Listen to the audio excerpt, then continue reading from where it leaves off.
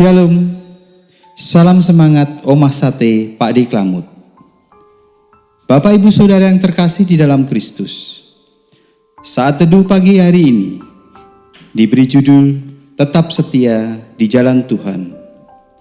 Bacaan diambil dari Hosea 14 ayat yang ke-10. Siapa yang bijaksana, biarlah ia memahami semuanya ini. Siapa yang paham, biarlah ia mengetahuinya. Sebab jalan-jalan Tuhan adalah lurus dan orang-orang benar menempuhnya, tetapi pemberontak tergelincir di situ. Saudara, mungkin kita bertanya dalam diri, seperti apa yang disebut setia pada jalan Tuhan? Apakah orang yang rajin berdoa, atau yang banyak berderma, atau orang yang sering bersekutu di gereja? Penilaian orang tentu berbeda-beda. Tetapi semua itu belum tentu berarti berada di jalan Tuhan. Sebab pikiran dan hati manusia sangat rapuh dan mudah tergelincir, jatuh dan menyimpang atau bertentangan dengan jalan Tuhan. Pernyataan ini bukan membenarkan bahwa semua hal itu tidak perlu dilakukan, melainkan ada hal yang lebih mendasar yang perlu diperhatikan dan dilakukan. Sebagian orang merasa bahwa dia berada di jalan Tuhan karena sudah banyak berbuat baik. Setelah melakukan kebaikan, dia berharap Tuhan akan memberi lebih banyak dari kebaikannya. Ketika dia memperoleh berkat lebih banyak, maka dia memperbesar kebaikannya untuk melipat gandakan berkat yang akan diterimanya dari Tuhan. Dan begitu seterusnya. Jadi dia berbuat baik agar mendapat lebih banyak lagi dari Tuhan. Ini adalah salah satu contoh pola pikir yang menyesatkan. Mestinya kebaikan dilakukan demi kebaikan itu sendiri, bukan pamrih yang lain. Dia berbuat baik, tetapi secara tidak sadar hubungannya dengan Tuhan tergeser pada kepentingan pribadi. Disinilah kita juga sering tergelincir dari jalan Tuhan. Kita tidak berdusta, tidak berbuat jahat, tidak melakukan pelanggaran, tetapi tergelincir dan rentan terjatuh dan menjauh dari jalan Tuhan. Bacaan kita hari ini mengingatkan pada kita bahwa jalan Tuhan adalah lurus dan patut untuk kita tempuh. Hal ini telah dibuktikan dengan pemulihan bangsa Israel jika mereka bersedia kembali kepada jalan Tuhan dengan mengakui semua perbuatan dosa mereka dan bertobat dari dosa-dosa mereka.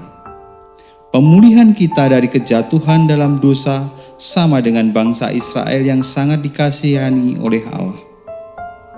Marilah kita mendengar panggilannya. Kita harus berpaling dari dosa yang telah kita lakukan, kembali ke jalan Tuhan.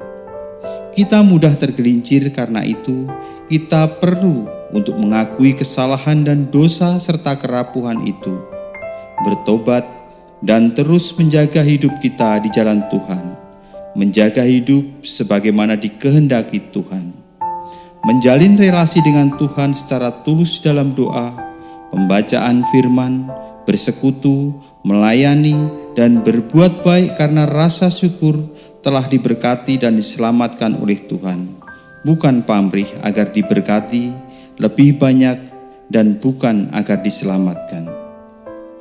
Bacaan hari ini adalah seruan yang mengajak kita kembali ke jalan yang telah Tuhan sediakan bagi kita, dengan meninggalkan jalan mana yang telah menyesatkan kita. Jikalau kita memberontak, maka kita akan tergelincir.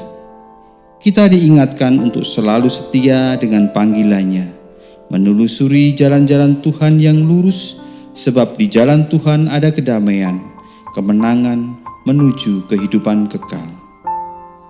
Siapa yang bijaksana, biarlah ia memahami semuanya ini. Siapa yang paham, biarlah ia mengetahuinya. Sebab jalan-jalan Tuhan adalah lurus dan orang-orang benar menempuhnya, tetapi pemberontak tergelincir di situ. Hikmat sejati mencakup pengenalan akan Allah dan jalan-jalannya terungkap dalam gaya hidup yang sesuai dengan standar-standar kebenarannya. Hikmat tidak sekedar memiliki kecerdasan intelektual. Hikmat selalu berbuah dalam kehidupan sehari-hari, sekaligus mencakup hubungan yang benar dengan Tuhan. Amin. Mari kita berdoa. Terima kasih Tuhan atas peringatan-Mu melalui saat teduh hari ini. Semoga kami mampu menjaga hidup kami dengan kebijaksanaan yang dari Tuhan, mengikuti jalan Tuhan, tidak menuruti pengertian kami sendiri. Tolonglah kami agar terus mengarahkan hidup kami ke jalan Tuhan, dengan selalu mengakui dosa-dosa kami, bertobat agar Engkau memulihkan kami. Jagalah kami yang lemah dan rapuh ini ya Tuhan, agar tidak mudah jatuh dan tergelincir, melainkan tetap berada pada jalan-Mu yang lurus, menuju kebenaran dan hidup kekal. Amin. Demikianlah renungan hari ini. Semangat pagi, selamat beraktivitas, Tuhan Yesus memberkati. Shalom.